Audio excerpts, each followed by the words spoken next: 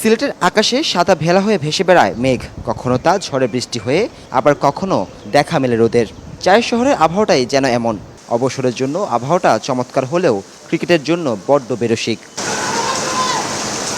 সিলেট টেস্টের আগে বৃষ্টির বাগড়ায় বারবার থেমেছে বাংলাদেশের শেষ মুহূর্তের অনুশীলন সেশন। তবুও প্রস্তুতিতে ঘাটতি রাখেনি টিম টাইগার্স।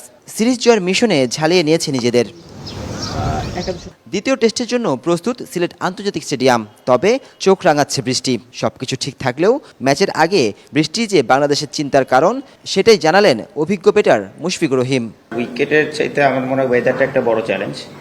আর রিসেন্টলি আমরা এখানেও বিসিএল এর একটা ম্যাচ খেলেছি, তো সিলেটের বরাবরই খুব সুন্দর ব্যাটিং উইকেট হয়ে থাকে। হয়তো আর্লি অন একটু হেল্প থাকে, বাট যেটা আমি বললাম যে ওয়েদার কারণে হয়তো হালকা একটু ময়েশ্চার থাকতে পারে উইকেটে। But all in all it's always great two be back in Sylhet. সিলেটের মাটিতে এখন পর্যন্ত 4 ম্যাচে একটি করে জয় ও ড্র পেয়েছে বাংলাদেশ, যেখানে নেই পাকিস্তানের নাম। তবে ছন্দে থাকা টাইগাররা চায়ের শহরে পুনরাবৃত্তি করতে চায় ঢাকা টেস্টের। ছন্দ রাখবে বাংলাদেশ, এমনটাই আশা মিস্টার ডিপেন্ডেবলের। এমন না যে তারা খারাপ খেলছে দেখে আমরা জিতছি, আমরা কনসিস্টেন্টলি ভালো খেলছি তাদের এগেইনস্টে, এই জন্য আমরা জিতছি।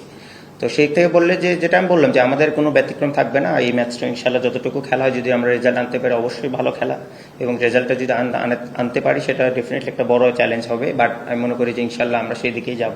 বাংলাদেশ মাঠে অনুশীলন করলেও বৃষ্টির বাধায় সেই সুযোগ মিলেনি পাকিস্তানের। বাবর আজমরা তাই ইনডোরেই সেরেছেন শেষ মুহূর্তের প্রস্তুতি।